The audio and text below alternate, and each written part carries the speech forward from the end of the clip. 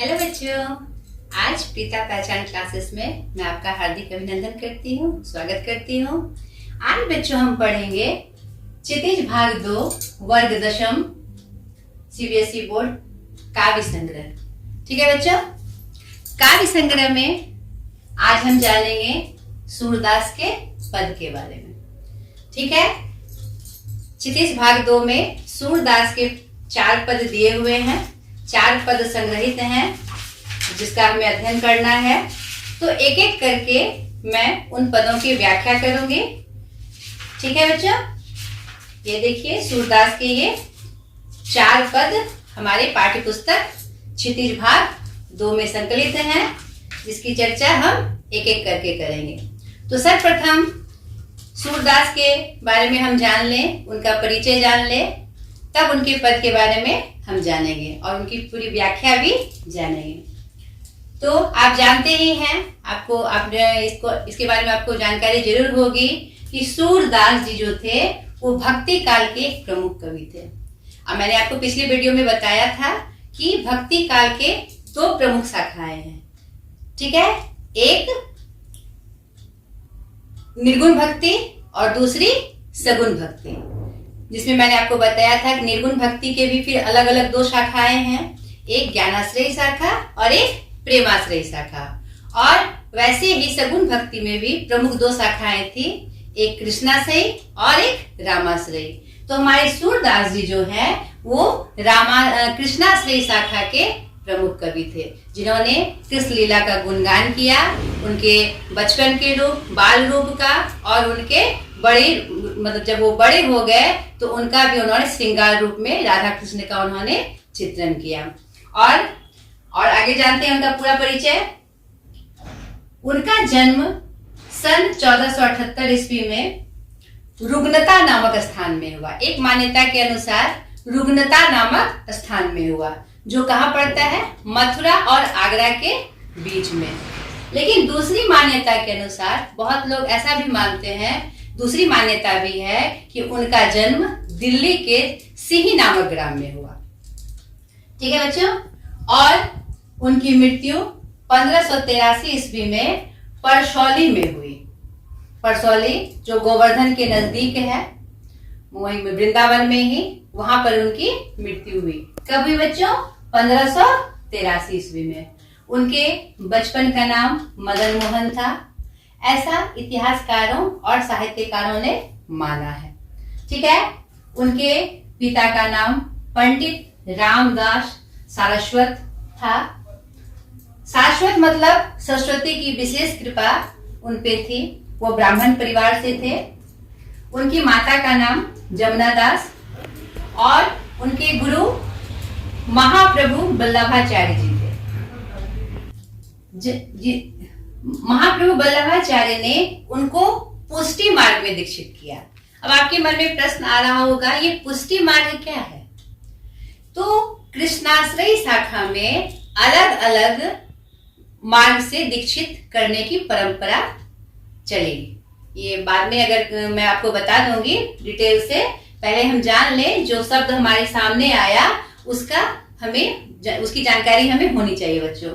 तो उन्होंने पुष्टि मार्ग में उनको दीक्षित किया। पुष्टि मार्ग का मतलब होता है कि प्रेम के आधार पर, प्रेम साधना के आधार, ऐसा रूप जहां हम अपने भगवान का गुणगान करें, भक्ति में डूबकर उनका हम गुणगान करें और ये आशा रखें कि भगवत कृपा हमें मिलेगी। यानी पुष्टि मार्ग में ऐसी मान्यता है कि भगवत कृपा होती है और उसे ही होती है जिसको भगवान चाहते हैं। तो वल्लभाचार्य को विश्वास था कि ये सूरदास जी जो थे कृष्ण भक्ति में इतने लीन थे, उन्हें उनकी कृपा जरूर प्राप्त होगी। इसलिए उन्होंने उनको पुष्टि मार्ग में दीक्षित किया कि ऐसा जरूर होगा, ऐसा जरूर संभव होगा। तो हमने पुष्टि मार्ग के बारे में जाना कि प्रेम साधना के आधार पर अपने भगवान का भक्ति में डूब जाना, उनका गुणगान करना और ये विश्वास रखना कि उनकी कृपा मुझ पर होगी और जरूर होगी। तो सूरदास जी पे तो जानते ही हैं भगवान कृष्ण की अपार कृपा थी, तभी उन्होंने इतना बृहद रूप से उनका गुणगान किया, उनके उनके हर एक पहलू का उन्होंने गुणगान किया। ठीक है बच्चों, उन्हें वात्सल्य और श्रृंगार का श्रेष्ठ कवि भी कहा जाता है। वात्सल्य यानी बचपन का जो प्रेम होता है, क्योंकि उन्हें बाल कृष्ण का बहुत गुणगान किया है, उनके बारे में बहुत कुछ लिखा है। ऐसा लिखा है जैसे कि सामने में उसका चित्रण हो जाए, ऐसा बाल वर्णन किया है जैसे कि सामने में लग रहा है कि वो जो काव्य करते हैं लगता है वो हमारे सामने घटित होता है। इतनी अच्छे तरीके से उन्होंने ना ही सिर्फ लिखा ही नहीं, उसका गुणगान भी किया। और श्रृंगार, कृष्ण राधा का रूप और उनके प्रेम का जो उन्होंने गुणगान किया है, इसलिए उनको श्रृंगार का भी श्रेष्ठ कवि कहा जाता है। उनके 3 प्रमुख ग्रंथ हैं, सूरसागर, साहित्य लहरी, सुरसावली, जिसमें सबसे ज्यादा महत्वपूर्ण है सूरसागर। और आज जो हम पाठ की चर्चा कर रहे हैं सूरदास के पद, वो भी इसी से संकलित है। ठीक है बच्चों, ये सूरसागर ही सबसे ज्यादा प्रसिद्ध ग्रंथ है उनका। आपको मैं बता दूं, इनके 1.25 लाख पद लिखे गए थे। कितने बच्चों? 1.25 लाख। आप सोच सकते हैं, लेकिन आज हमारे पास उसके 7-8 हजार पद ही हमारे पास प्राप्त हैं। कुछ साहित्यकारों ने, इतिहासकारों ने प्रमुख उपनामों से संजोया है। इन्हें रामचंद्र शुक्ल जी ने जीवनोत्सव का कवि और वात्सल्य रस का सम्राट माना है। जीवनोत्सव के कवि मतलब उन्होंने यथार्थ रूप में जीवन का अनुभव किया, और वो बहुत बड़े विलासी परिवार से नहीं थे, अमीर परिवार से नहीं थे। तो उन्होंने जिस समय उनका जन्म काल था, उस समय खेती, पशुपालन प्रमुखता से हमारे समाज में होता था। तो उनका चित्रण भी उन्होंने यथार्थ रूप से किया है कि कैसे पशुपालन के माध्यम से, कैसे खेती के माध्यम से हम अपनी जीवनचर्या को पूरा करते हैं। ठीक है, और खुश रहते हैं, उसी में मग्न रहते हैं। और वात्सल रस मैंने बताया है, कृष्ण के बाल लीलाओं का जो वर्णन उन्होंने किया है, इतने अच्छे ढंग से किया है, तो आचार्य राम शुक्ल जी ने उन्हें वात्सल रस का सम्राट कह दिया है। और भिखारी दास जी ने उन्हें हिंदी साहित्य के आकाश का सूर्य, जैसा कि नाम से ही उनका वर्णन हो जाता है, सूर्य मतलब सूर्य, तो भिखारी दास जी ने उन्हें क्या कहा? हिंदी साहित्य के आकाश का सूर्य। यह एक बहुत बड़ी पदवी है बच्चों। विठल नाथ जी ने उन्हें पुष्टि मार्ग का जहाज कहा। विठल नाथ जी भी हमारे कृष्णाश्रयी शाखा के प्रमुख आचार्य थे। विठल नाथ जी हमारे, तो उन्हें यह एहसास था कि पुष्टि मार्ग क्या है और सूरदास जी का उसमें क्या स्थान है, इसलिए उन्होंने उनको क्या कहा? पुष्टि मार्ग का जहाज कहा। वल्लभाचार्य जी और नाभादास जी, जो वल्लभाचार्य उनके गुरु थे, उन्होंने उसे भक्ति का समुद्र कहा, क्योंकि वो कृष्ण भक्ति में इतने लीन हो जाते थे, इतने लीन हो जाते थे कि उन्हें अपनी भी सुधि नहीं होती थी, इसलिए उन्होंने क्या कहा गया? भक्ति का समुद्र कहा गया। खंजन नयन, अमृतलाल नागर जी ने उन्हें क्या कहा है? खंजन नयन। खंजन नयन का मतलब बच्चों क्या होता है? यानी किसी भी चीज को एकदम अच्छे से अंकित कर देना, एकदम गौर से, मतलब कि कहने का मतलब है कि उनकी जो आंखें थी, मतलब उनकी जो आंखों की तुलना ऐसी चीजों से की गई है कि किसी भी जो विषय वस्तु थी उनको वो अच्छी तरह से पकड़ते थे और उनका सटीक वर्णन करते थे। उनकी दृष्टि जिस विषय वस्तु पे जाती थी वह एकदम से सुस्पष्ट हो जाती थी, इसीलिए अमृतलाल नागर जी ने उन्हें क्या कहा? खंजन नयन कहा। ठीक है बच्चों, अब एक एक कर हम इन चारों पद के बारे में जानेंगे, उसकी व्याख्या को जानेंगे। उससे पहले मैं आपको संदर्भ बता दूं कि ये पद किस संदर्भ में लिखे गए हैं और ये कहाँ से संकलित हैं। ठीक है, ये चारों पद सूरदास जी के, मैंने आपको बताया, सूरसागर के भ्रमर गीत से लिए गए हैं। भ्रमर गीत एक प्रसंग है उनका, एक विषय वस्तु है उनकी, एक क्या कहते हैं, टॉपिक है। एक टॉपिक के रूप में जानिए, सूरसागर का एक प्रमुख भाग है भ्रमर गीत। ठीक है, भ्रमर गीत, भ्रमर गीत मतलब भंवरों का गीत। ये क्या है भाई? तो मैं आपको इसका संदर्भ बताती हूँ कि जब कृष्ण जी गोकुल से मथुरा चले जाते हैं और वहां के राजनीतिक कार्यों में व्यस्त हो जाते हैं, और आपको पता है, आपने कृष्ण की लीलाएं या कृष्ण के बहुत सारे सीरियल्स में देखे होंगे कि फिर वो गोकुल लौट के नहीं आते हैं, क्योंकि ये तो कृष्ण की लीला थी। वो द्वापर युग में जब उनका जन्म हुआ था तो उनकी लीला थी कि कैसे विश्व को एक अच्छा संदेश देना है। तो एक एक करके उन्होंने बाल लीला से लेकर अंत तक उन्होंने संदेश के रूप में अपनी अपनी भूमिका निभाई। तो यहाँ पर प्रसंग ये है कि कृष्ण गोकुल छोड़कर मथुरा जा चुके हैं और वहां पर अपने राजकाज में व्यस्त हो जाते हैं। उनका जो अगला पड़ाव था, समाज को जो एक दर्शन देना था, उसमें वो व्यस्त हो जाते हैं। तो इसी बीच गोपियां उनके लिए, उनके प्रेम के लिए, उनकी भक्ति के लिए व्याकुल रहती हैं। उनके मन में आशाएं हैं कि कृष्ण कभी ना कभी आएंगे, जरूर आएंगे। आपको पता है गोपियों का कृष्ण से कितना लगाव था। गोपियां कौन थी? गोकुल की रहने वाली महिलाएं, ठीक है। तो कृष्ण से उनका अपार प्रेम था, ऐसा अपार प्रेम जो संसार में दूसरा देखने को नहीं मिलता है। कृष्ण ने भी इनको माना है।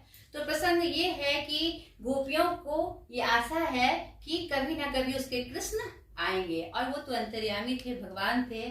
तो उन्हें एक संसार को एक नया सबक देना था, खासकर हमारे उद्धव जी को उनको एक संदेश देना था। उनके माध्यम से विश्व को एक संदेश देना था, संसार को एक संदेश देना था कि योग साधना से कहीं बड़ी प्रेम साधना होती है। और योग साधना के महत्व को उन्होंने कम नहीं बताया है, कमतर नहीं बताया है, लेकिन अगर प्रेम साधना उस पर हावी हो जाए तो वह कहीं ना कहीं जीत जाती है, यानी प्रेम साधना जीत जाती है। यहाँ पर किस प्रेम साधना की बात हो रही है? उस गोपियों के प्रेम साधना की, जो अटूट प्रेम कृष्ण से करती थी, बिना किसी लोभ के, बिना किसी स्वार्थ के।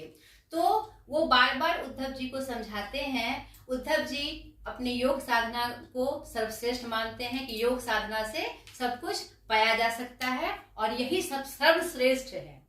तो कृष्ण जी तो महान लीलाधारी थे, आपको पता ही है। तो उन्होंने एक लीला रची, बोला कि ऐसे नहीं होगा, उद्धव जी को समझाना होगा। तो उन्होंने उन्हें गोकुल भेजने का निर्णय ले लिया कि ठीक है, ये बातें मैं तो समझ गया कि योग साधना सर्वश्रेष्ठ है, ये गोपियां नहीं समझती है। ये गोपियां कौन है भाई? उद्धव जी प्रश्न करते हैं। बोले गोकुल की साधारण नारियां हैं, आप उनको ये संदेश दे दीजिए ताकि उन्हें भी कुछ शिक्षा मिल सके। मेरा गोकुल, मेरा वहां पर मैं पला बढ़ा हूं, तो मैं चाहता हूं कि वहां पर जाकर आप इसको साबित कर दे। यहाँ पर तो उनकी लीला चल रही थी, क्योंकि वो जान रहे थे कि मैं उन्हें नहीं समझा पाऊंगा। तो उद्धव जी कहाँ जाते हैं? गोकुल जाते हैं। और वहां पर कैसे जाते हैं कि मैं कृष्ण का संदेश लेके आया हूँ। तो गोपियों को क्या खबर पहुंचाई जाती है कि कृष्ण के संदेश लेकर कौन आए हैं? उद्धव जी आए हैं।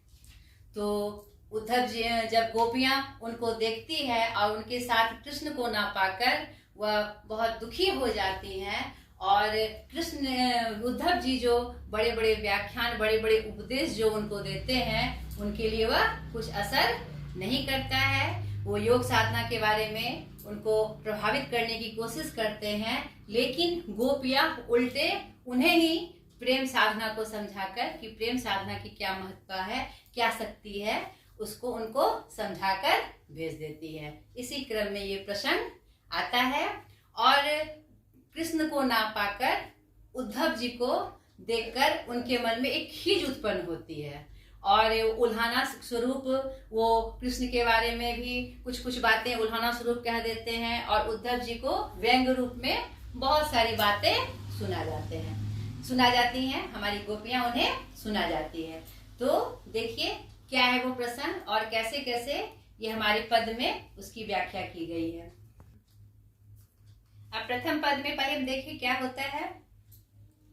वो ज्ञान मार्ग को श्रेष्ठ बताकर वो गोपियों को समझाने की कोशिश करते हैं कि ज्ञानी बनिए और इस मोह माया को त्यागिए, यहाँ से आप ऊपर जाइए। कृष्ण अब अपने राजकाज में व्यस्त हैं, उनका जो प्रमुख कार्य है वो कर रहे हैं।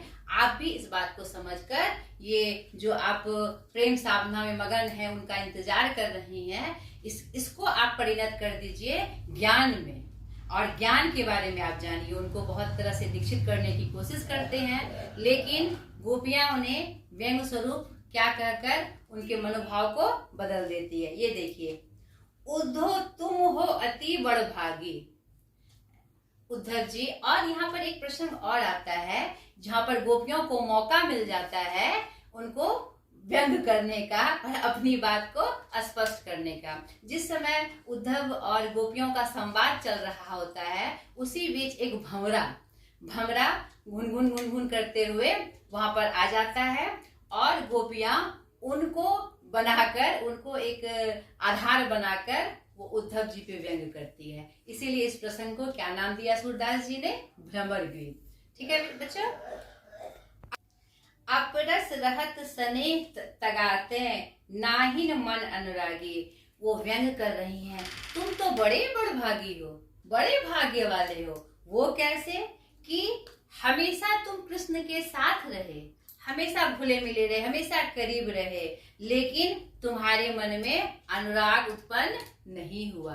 वो अपनी तुलना करके बताते हैं, एक हम है कि उनके प्रेम में, उनके अनुराग में पागल हो रहे हैं। यहाँ पर व्यंग स्वरूप उनको समझाने की कोशिश की जा रही है। पुर ऐनी पात रहत जल भीतर तारस देह न त्यागी। यहाँ पर वो क्या कहते हैं, उद्धव जी को कह रहे हैं कि अरे उद्धव, तुम तो बड़े बड़भागी हो, नहीं कि तुम हमेशा कृष्ण के साथ रहते हो, लेकिन फिर भी तुम्हारे अंदर अनुराग नहीं आया, उनके प्रति वो प्रेम नहीं आया जो कि हमारे अंदर है, और हम व्याकुल हैं, बेचैन हैं उनके अलावा, और हमारे पास कोई सुधि है ही नहीं, उन्हीं में हमारा मन रमा हुआ है। तुम तो उस कमल के पत्ते के समान हो। कमल का पत्ता पानी में रहता है, और आप देखे होंगे बच्चों, अगर कभी आपने देखा होगा या देखिएगा जरूर अगर कभी मौका मिल जाए तो, कि वो पानी के अंदर रहता है, लेकिन पानी उस पे स्थिर नहीं रहता है। तो इसलिए वो उद्धव को उदाहरण स्वरूप बता रही हैं, आप तो उस कमल के पत्ते के समान है, जो जल के भीतर भी रहकर वो पानी को यानी अपने ऊपर नहीं आने देती है। मतलब यहाँ पर संकेत है कि हमेशा कृष्ण का संग पाकर भी आप उनका जो भक्ति है, प्रेम है, उनमें आप नहीं रमे हैं। ठीक है। दूसरा उदाहरण वो देती हैं उद्धव जी को, उन्हें क्या बताती हैं सुनिए। ज्यों जल माह तेल की गागरी बूंद न ताको लागी। आप उस तेल की गगरी के समान है, जिसे जल में डुबाने के बाद भी उसमें जल की एक बूंदे भी नहीं ठहरती। यानी कि आप उनके अंदर में डूबे हुए हैं, हमेशा उन्हीं के साथ रहे हैं, लेकिन उनके प्रेम का एक बूंद भी आपके अंदर नहीं आया। आप योग साधना को सर्वश्रेष्ठ बता रहे हैं, उनके प्रेम को आपने नहीं पहचाना। यहाँ पर व्यंग स्वरूप में हमारी गोपियां उनसे कह रही है, प्रीति नदी में पाँव न बोरियो दृष्टि न रूप परागी। आपने तो इस प्रेम रूपी नदी में एक पाँव भी नहीं धरा है, यानी कि थोड़ा सा भी आप उसके रंग में नहीं रंगे हैं। जिस रंग में हम ओत प्रोत हैं, पूरी तरह से डूबे हुए हैं, उसमें आपने एक अपना पाँव भी नहीं रखा है, और उस पराग को, वो उस फूल के पराग को, उस प्रेम रूपी पराग को आपने उस पर दृष्टि ही नहीं डाली है। यानी कि संग रहते हुए भी, साथ रहते हुए भी आपने उनका थोड़ा सा भी अंश अपने अंदर समाहित नहीं किया। आप तो बहुत बड़े आदमी हैं, यानी वो मतलब कटाक्ष रूप में उनसे ये कह रही हैं, सूरदास अबला हम भोरी गुड़ चाटी ज्यों पागी। वो अपने बारे में, गोपियां अपने बारे में कह रही हैं। सूरदास जी कभी कहते हैं, हम तो अबला हैं, कौन है हमारा, हम तो उस चींटी के समान है जो गुड़ में सड़कर, गुड़ मीठी वस्तु होती है, आप जानते हैं गुड़ के बारे में।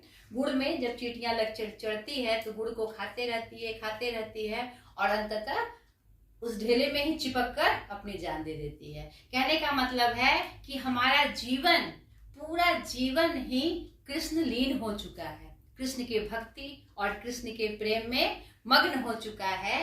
अब हमारी कोई गति नहीं हो सकती। समझे बच्चों?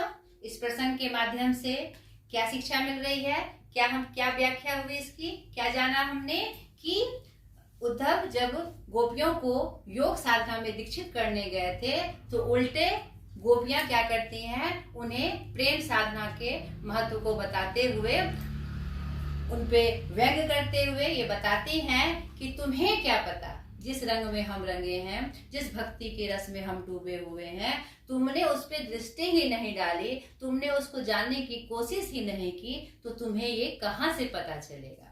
और हमेशा उनके साथ रहकर भी तुमने इस अमूल्य चीज को, इस अमूल्य खजाने को नहीं प्राप्त किया। कितने अच्छे तरीके से गोपियों ने इसका वर्णन किया है। ठीक है बच्चों, आज हमने इस प्रकार पद की व्याख्या जानी। ठीक है बच्चों, मैंने समझाया, इसकी पूर्ण व्याख्या की, क्या प्रसंग था वो भी मैंने आपको बताया। अगर फिर भी आपको कोई दिक्कत हो तो हमें कमेंट करिए, मैं फिर से इसे दोहराकर फिर से इसकी व्याख्या कर दूंगी। ठीक है, हमें लगता है कि आपको ये व्याख्या समझ में आ जाएगी। ठीक है, तो आज तक के लिए इतना ही। अगले वीडियो में बचे हुए 3 पद के बारे में हम जानेंगे, उसकी व्याख्या जानेंगे, क्या प्रसंग है, किस संदर्भ में ये बात कही गई है, इसकी जानकारी हम जानेंगे। तब तक के लिए इतना ही बच्चों, बाय।